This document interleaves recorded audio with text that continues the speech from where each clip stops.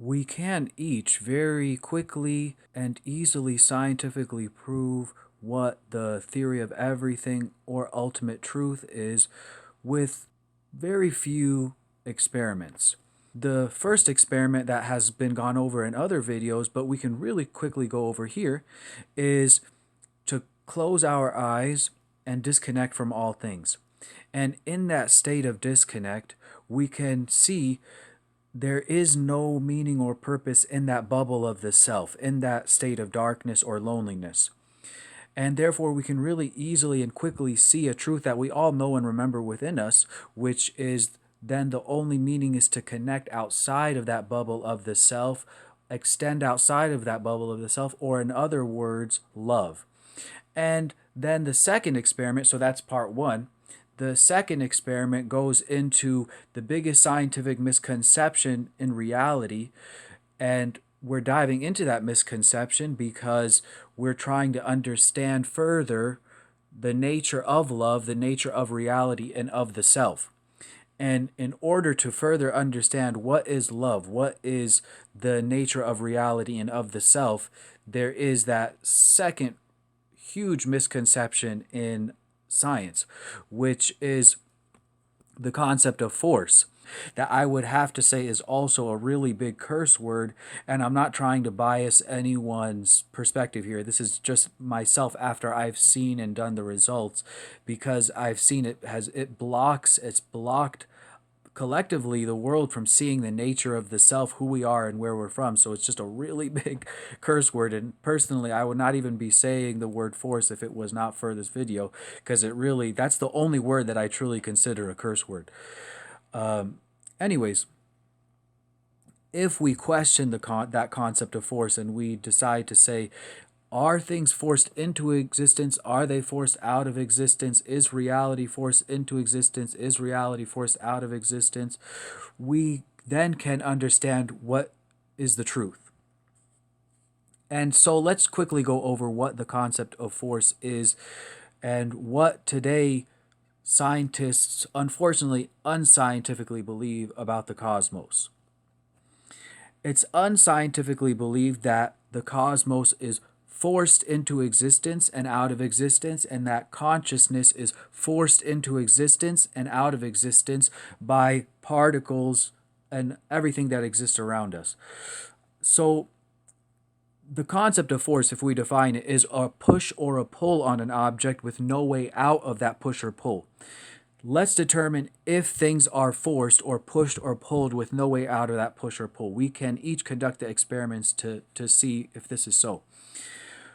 So we can see everything is impermanent, constantly changing. This is all something that's very obvious to us, even if we didn't conduct the scientific experiments to see that if you try to force a particle in the same way on the quantum scale, particles pop in and out of existence. Nothing is forced at all. Like things literally are constantly changing and impermanent. If we are just to stop and think about it and observe the reality that we exist within, we see if, we see not only are things impermanent and nothing is forced, we see if there was this concept, everything would be stagnant, nothing would change, everything would be permanent. You would have a completely still reality. Therefore, the only true concept, the only thing that actually defines reality, is the concept of influence. And that is a huge, important redescription of reality that many people I've talked to would be like, that's just semantics. Why is that relevant in redescribing reality? It's extremely relevant because, again, we view that consciousness is forced into and out of existence by the particles that exist around us. If we simply stop and question and realize that the concept of force is an illusion, we realize the particles around us only influence us. And seeing that is really critical because it shows you that consciousness itself is infinite. And there is no concept, there is no anything pushing or pulling us or forcing us into or out of existence. We are only influenced by the things that are around us. So understanding that, conducting that experiment enables you to see That second experiment enables you to see that consciousness is infinite. We are not consciousness is not an illusion that is created by particles in the body. Consciousness itself is reality, is the nature of everything.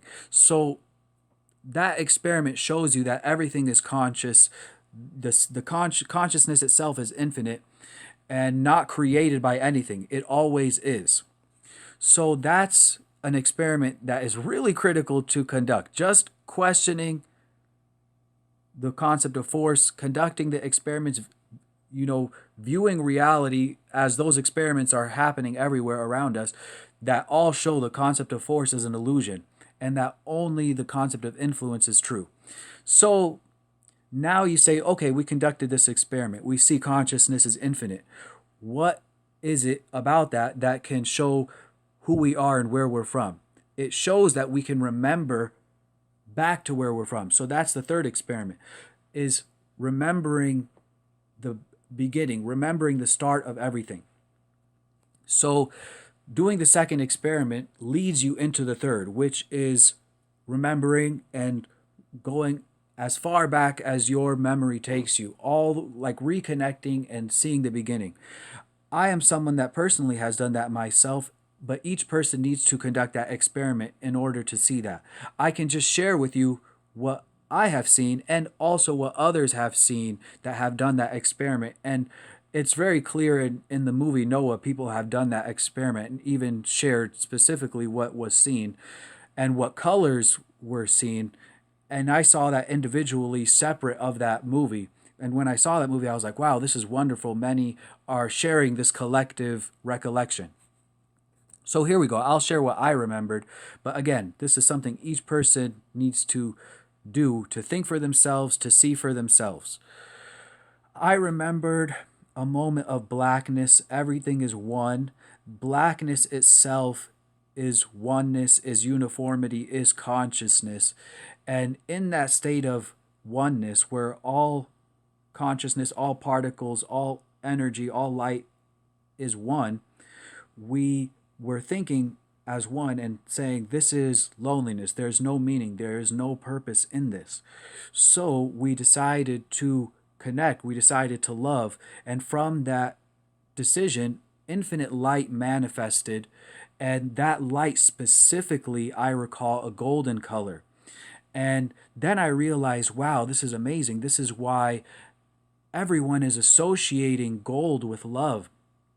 People recall this, but have not really yet paused because we're so in these survival loops to understand what we're seeing spiritually. But gold is associated with love or loving people, and there's constantly golden auras around those that are being loving towards others. And anytime there's an era where it's filled with love, it's called a golden era. There's so much subconscious connection with love and golden light. And so basically, we all have this recollection, but we have not paused to put together all the dots to see the big picture. And so, if each one of us do that, we all remember essentially what love is, what the nature of reality and the self is, which we can easily be summarized that all is from love. All is from this infinite blackness, which is oneness itself. And that oneness manifested us, which is particles of energy and light. And those particles of energy and light, or consciousness, in other words, manifested all of this reality that exists around us. So that basically is the summary of the theory of everything and meaning of life, is essentially love, and that we are particles from an infinite oneness that interconnects all things. And we are always trying to reconnect to that oneness, trying to remember, trying to build a more solid and stable reality through connecting to this infinite oneness, or sending a part of ourselves or a spirit through this blackness that is within all things, and constantly just building more solid, more stable and loving and peaceful reality where we're all interconnected through this oneness, and remember to stay connected through that oneness, and just constantly bringing that remembrance to each other. So that is the whole big picture theory of everything, meaning of life, ultimate truth, shared through those 3 experiments that each one of us can conduct if we choose to just stop and spend the time. And that's about 10 minutes for those 3 experiments.